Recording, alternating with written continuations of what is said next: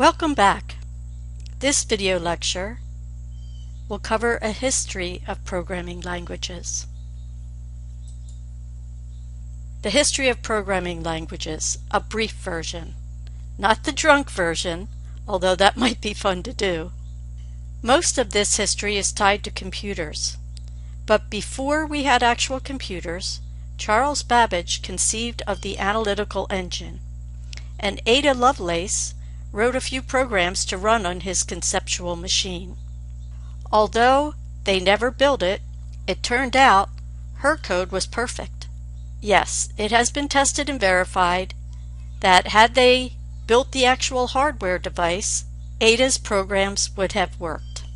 Languages that were developed last century were absolutely tied to the actual computers. For those of you who have completed computer organization, you have seen this more clearly. Think of the int data type and how it is designed for fast addition and subtraction. The floating point numbers are designed for efficient multiplication and division. Our earliest programming languages reflect this extension of the computer's hardware quite closely. Early on, during World War II, earliest computers were electronic calculators. They were used to solve differential equations and to determine ballistic trajectories. In 1946, at the University of Pennsylvania, the ENIAC was developed. The ENIAC is an acronym for Electronic Numerical Integrator and Computer, and this was the first electronic general-purpose digital computer. Here is part of the ENIAC. And if you're interested in seeing this, you can actually go visit this at the Moore School of Engineering and Applied Science in Philadelphia. These early electronic digital computers, referred to as mainframe computers, consisted of vacuum tubes, wires, and plugs, and filled entire rooms. They were extremely difficult to program.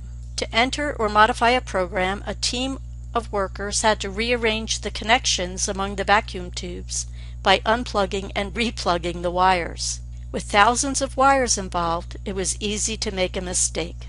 The other aspect of these devices were they produced an enormous amount of heat, and so they were kept in refrigerated rooms. In the early 1950s, the need for simple arithmetic expressions became prominent, and Grace Hopper led a team to develop the A0 compiler for the UNIVAC. Grace Hopper was a Rear Admiral in the United States Navy.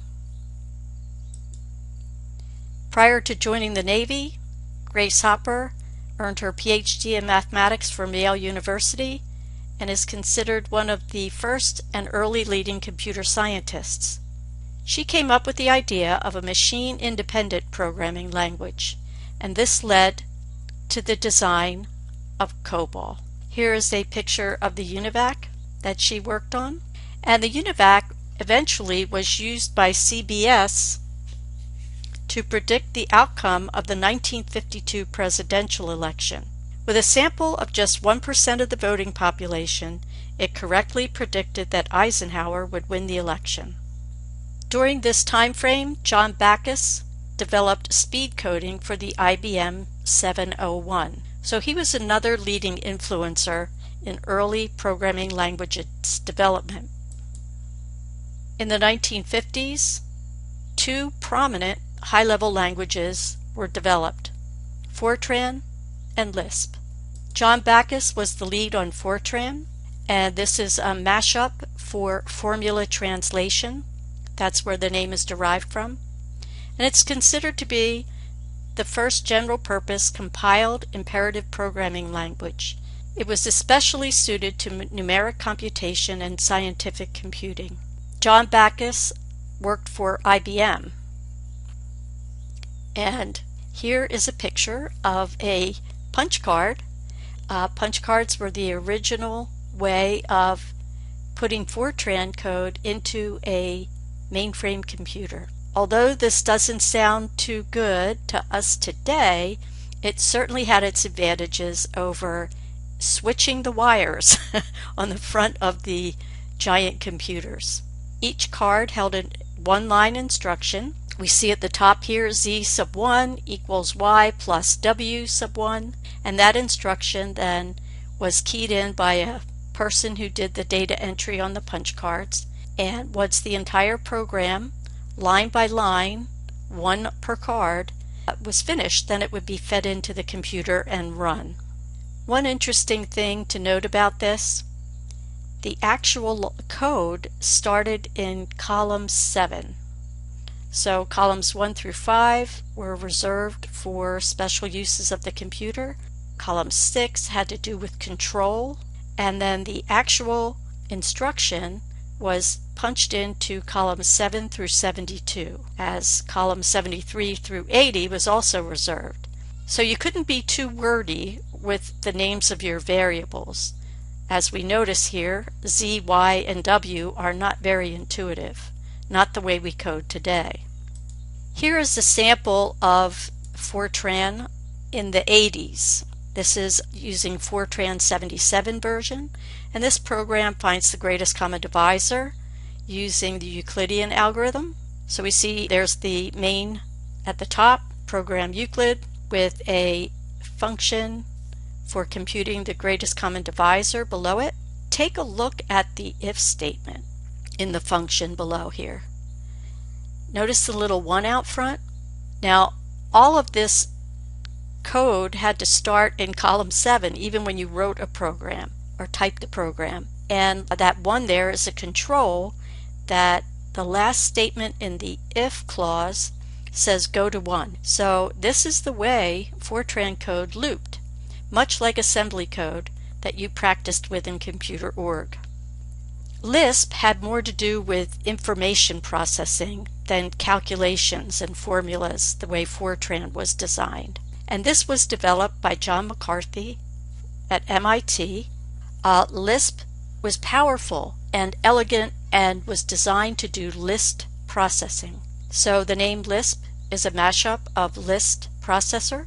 He used this for laboratory experiments in the area of research known as artificial intelligence. Lisp is considered the original functional language, and here is a picture of what Lisp code might look like. Interesting how it maps closely to mathematical functions. If you look at that if statement, you see that the very first symbol is the equality symbol there, but in this case we are talking about equalness. That's checking is n equal to 0, and if that's the case, the return value is 1. So it uses a prefix notation with the operation in the front and the data being worked on behind it. The algol language was worked on in the late 50s, early 60s, and never became a commercial success, but had enormous influence on language design. The attempt was to make machine-independent code. BNF, which is Backus-Naur form, was conceived out of algol, and this promoted formal grammar theory where you could describe the contents of a language and then use that to check for validity as well as build compilers. Although algol was not a commercial success, it was an influential language in the 60s and 70s languages that were developed after it. Another thing that it was instrumental in was the idea of stack-based architecture for fast compilation. Developing the idea of stack frames for each module of a program that gets invoked, that came from algol. Following that idea, Cobalt was developed. Grace Hopper was pretty instrumental in Cobalt development, and this stood for Common Business-Oriented Language. Here's some sample code. Now I always find this interesting because we definitely see the military influence of Grace Hopper here. Notice that the sections of the Cobalt program are broken into divisions. It's very English-like, and that was the intent, that it would be easy for non-programmers to read and understand what was going on in the code. Around this time frame, BASIC was developed by two Dartmouth mathematicians with the idea of creating a beginner's all-purpose symbolic instruction code. They wanted to bring programming to the masses. They felt that it shouldn't just be a mathematical scientific endeavor. True confession here, my first graphics programming course we coded in BASIC. GML, which led to SGML, stood for Generalized Markup Language.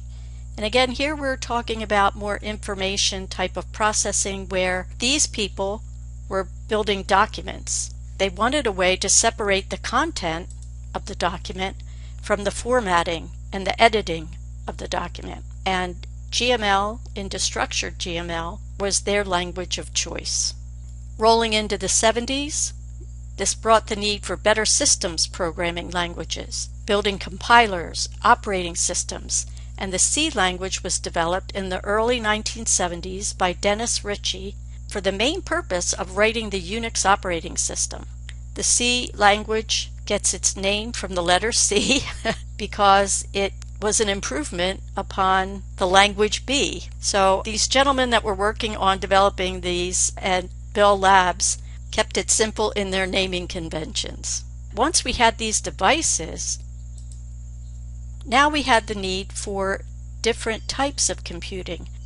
In the academic side, comparative language influence and social sciences and information processing used the Lisp programming language.